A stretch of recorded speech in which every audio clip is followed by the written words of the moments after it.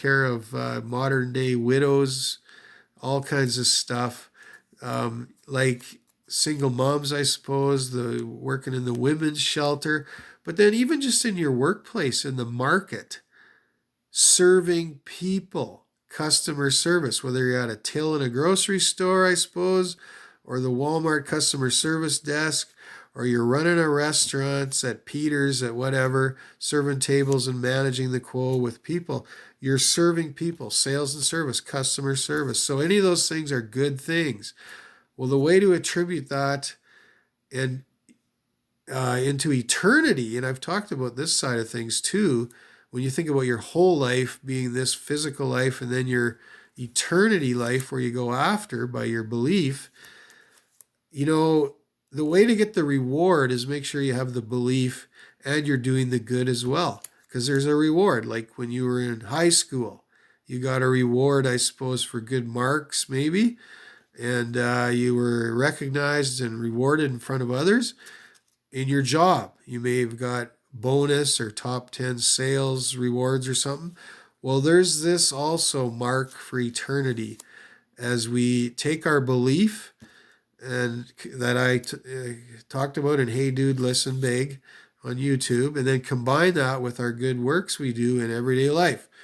Well, let's do good out there. There's more good than not nowadays. No, actually, there's kind of a lot of things that aren't so good, right? And you've seen it, some of the way people have torn down society, and that was almost unnerving, uncanny, and a fearful thing. I'm not saying I was afraid, but man, I just looked in shock because you hear about some of these things, and I've studied the scripture and I've seen what's coming based on the prophetic value of that book and what it foretold of the future.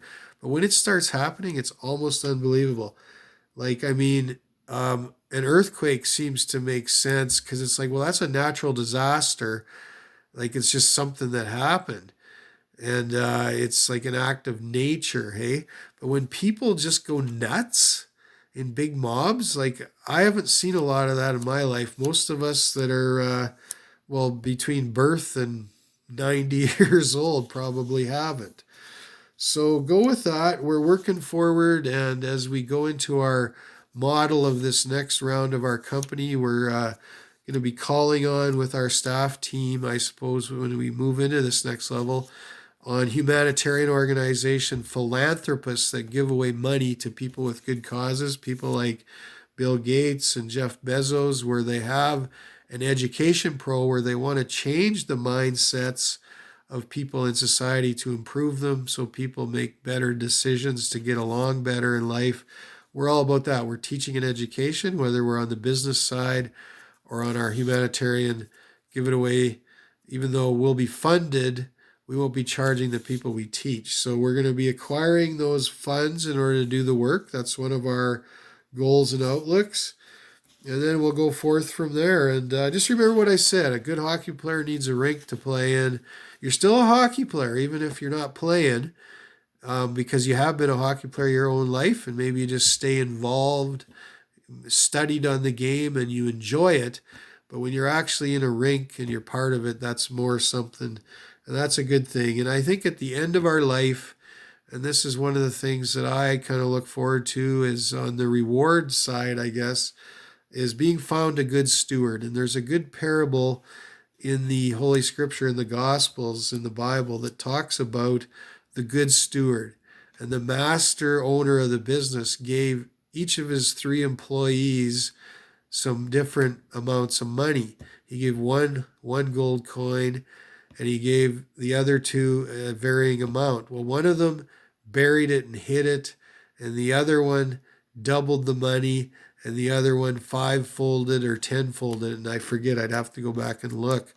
But the point was, the one that was fearful hid it and didn't do anything, and he kind of justified it in his mind. He was saving it for his master, but what his master wanted his people to do, and this is the way the business world works, we want our people to produce and increase and get more customers and profit and all that, always. And so there was guys that did it, and he rewarded those, and he was very upset. And you go ahead and you read that parable. You'll find it interesting. And when we gather, I guess just to comment back on church a minute, because it encourages me as someone who grew up going to it and came back to attend in older adult life. We kind of think of ourselves as we go to worship in church. And you can know that God's in your heart every day, in your belief, I suppose, and your work is rewarded. But when you gather in worship, there's kind of like a childlike faith to it. And I think of it like when you're a kid, your own kid, and I looked even at my own dad when I was a kid. You just knew he was going to do something. When he said it, he'd do it. And I hope everybody had a good dad like that. I know some maybe haven't, but it's like we're going to the store to buy some hot dogs. We're going to have a wiener roast or a barbecue tonight in the backyard, and we just did it. And you just always had faith it was going to come true. So I, kind of attribute worship and going to church a bit like that too. On the Good Samaritan side, you go and you enjoy the company of others and make friends, and you believe what you're hearing in the scripture, and you believe it's going to come true, and you kind of position your faith that way. So when you go out in the rest of your life, because really the team matters always, your friends, as you encourage each other, but you got to still live your life. Nobody can live it except you. And that can be challenging. But at the end of the day, you look in the mirror, and I've always said that in our training company, you look in the mirror and you got to judge yourself boldly and acquire the right faith position and attitude and heart. Go get the skills you need and go do the job and just go do it and go forth. Now, one bizarre thing that happened to me in life, and this is a spiritual quote, but you may be experimenting and learning and growing with things. I heard a voice whisper inside of me quite loud one time when I was in Alaska horseback riding with some friends. Terry, I suppose, and Clint and others told you from Manitoba there. And sometimes the logic, you're thinking I should do this, but then you hear this kind of voice inside you. Well, that's the spirit. That's your spirit, and that's the spirit of the Lord, I suppose. My horse slipped, and I was falling off the mountainside. We were riding these horses, and it was rainy and muddy. And logic would have said, fight the horse with the reins and try to get him to get his grip back in his feet. But I felt like I heard a voice inside me say, let go of the reins. And I trusted that voice. And the horse was actually falling over backwards. And we tumbled, somersaulted backwards, side by side, 40 meters down the mountain, I suppose, before we got our grip and our feet back. And I let go. And because I let go, I fell to his side, and we were tumbling together side by side. Well, if I wouldn't have let go and I would have fought him, he would have fell on me. Now you can imagine a 900-pound horse falling on a 195-pound man at the time. I mean, I'm probably 230 now. I'm a bigger guy. But anyways, so when those bizarre things happen, and my dad had something like that happen when he was younger too. He hit a rock with his motorcycle, and he leaned hard to the mountainside because he knew if he fell the way the gravity was taking him, it was a long way down the mountainside. So, you just think about that. There's opportunities, and when you look at your marketplace, you got to sort of trust your instinct, that whisper. I mean, logic and society says, go get that big fish, go do that big thing. But sometimes that little pickerel in the pond, that little 4-pound pickerel has a good taste and feeds you for supper, and it's better than any big 27-pound jackfish you're going to catch where everybody else is going. So listen to that small voice, and it applies to sales and business very well. Is like there's a lot to be said for going around and getting things other people are paying attention to when everybody's trying to go after the big fish all the time. So go with that. And I'm just thinking about how I need to wrap this up. I think I've told you everything I want to tell you. When I think of, just a couple added points, I guess, as I close off. When I think of what I talked about your works that matter for eternity and your belief combined, think of that as good life insurance when you apply those factors together in your overall life in all of society. Some people do their volunteer work right at the place they learn, like at that university type church. Other people, it's out in organizations around the world or their own work. You have to make the decision what you're going to do. And, we're like kings in the marketplace, us guys that lead, right? People, women and men alike. And there's lots of other people that are part of the team. They're like the knights or the soldiers. Well, we're in times of peace, maybe, I suppose. I suppose, right? The riots are done. Maybe we're going to move into more peace, I'm hoping. So, just be a good team member, whatever your role is and whatever quality of life you've been given, and try to win that Lord Stanley Cup. And, this is Lord Byrne here telling you, do your best. And we always are. And, like you think about it, it's like we learned in Scripture about the Apostles' Creed. And people, I learned this even as a young kid going to the United. I grew up in United Church. And with my mother and brothers and stuff, the four boys. And it was like daily they gathered, they learned, they enjoyed each other's company, they ate, and, and they also prayed for their well-doing and their kind of things they were doing, their goals. But, if you think about that as you approach life, it's just a good positive way. When you're enjoying other people's company, you can be contentious, I suppose, and gnarling and chewing at people, or you can just try to get along and enjoy each other's company thoroughly and be glad you met and had that short time together and feel encouraged the next time you see that guy or gal again, your friend, I suppose. You feel a buzz. You kind of feel, warm about it. It's like good. It's like, I'm glad that guy comes around or that person, that lady, and we just always have a good time. It's rewarding. It feels positive, and that's what we want in life, right? Any work is good work, I suppose.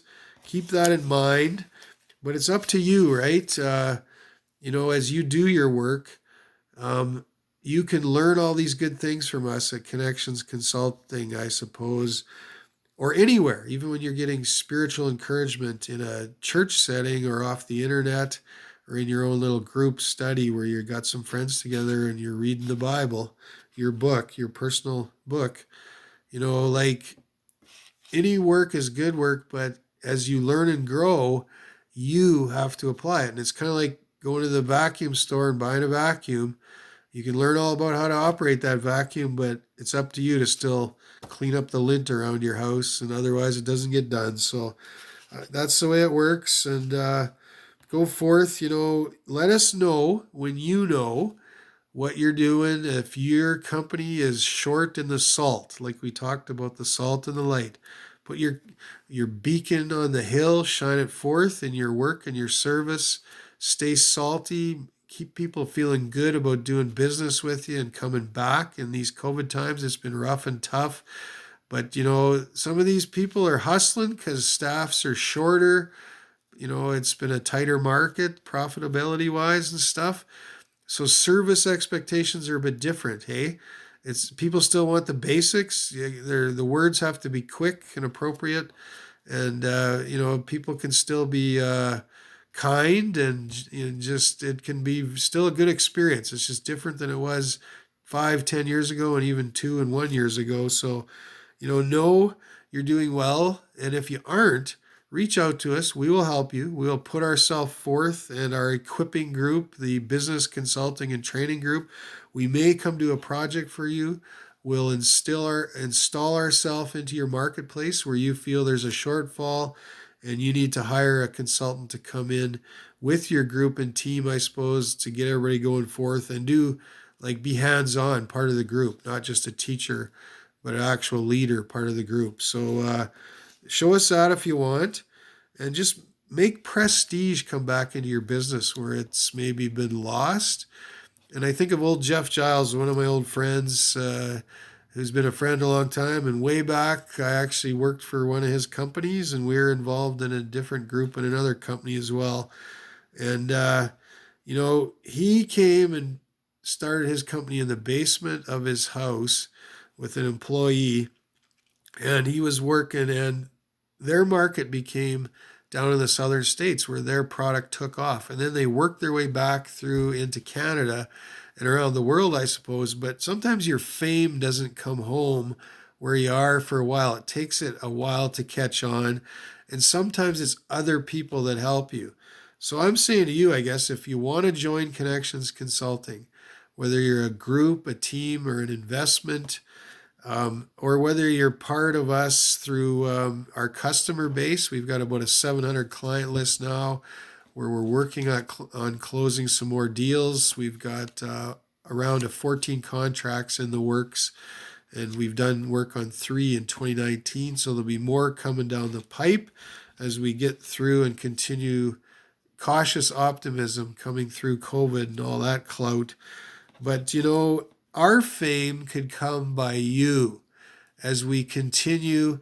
And we started, our first 3 clients were in Japan and China that we did work for in 2019. So, we want to be loudly and proudly back in Western Canada where our home is and maybe that'll be your fame because you're proud of what we're doing and you're making the mark out there, telling people about us, whatever. You join us if you want, but tell us if you're short and you need help, and we won't critique you like we said earlier in any kind of rude or lewd way. We promise that. So let us know, and just go from there. We are enjoying this and looking forward to a fruitful future, even though it's been a challenging time to be launching into business after a life of corporate demean and doing this for others. Our demeanor of creating the double business portion. But entrepreneurship starts when it starts, and it's just not always your time. The timing is just when it is. So here we are. Enjoy us, enjoy our company, be with us when you can, spend some time, even talking for 10 or 15 minutes when you can and have the chance. And doesn't always have to be an hour meeting here and there. And we'll come and visit with you, and we'll, the time will be right eventually when we get the business on the books with you, whenever that is. But for now, it's who it is, and we're working on things. And August, we are expecting to be a great month and enjoying, because we've got about 4 main things we're closing off here in July. The equity program we worked on for 2 years that we'll have the word back then. We've got some accounts coming in due that we've been promised. We've had the gesture of making a deposit on some of that book from last year.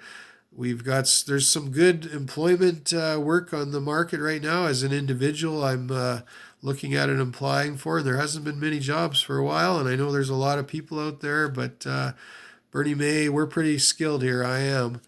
And then lastly, just some future business on the books. Those 4 things are we've got 6 companies looking at us pretty serious for when they feel they're, we're kind of in some last rounds of talks, I suppose, in terms of the tenure of what we've done and how we can help them. So they're just deciding on when, and then there may be some deposits coming here right away. So it looks like a good July. I am working this summer and not going on any summer holidays, so I'll look forward to that probably in the winter or later this fall, maybe as the time permits. But I think other than maybe getting together for a picnic with my good buddy Tim and his wife Barb and any of their family, the Caldo family that are around, I imagine I'll just be here working away in the marketplace as I do. So go from there. Bernie May, Connections Consulting, glad seeing you again here on YouTube. This has been the CCI WAY Part 2, and it's been about the salt and the light, and it's been about refresh yourself, the self-mastery, and how to do well in your economy of things. Oh man, with that, go now. Have a good night.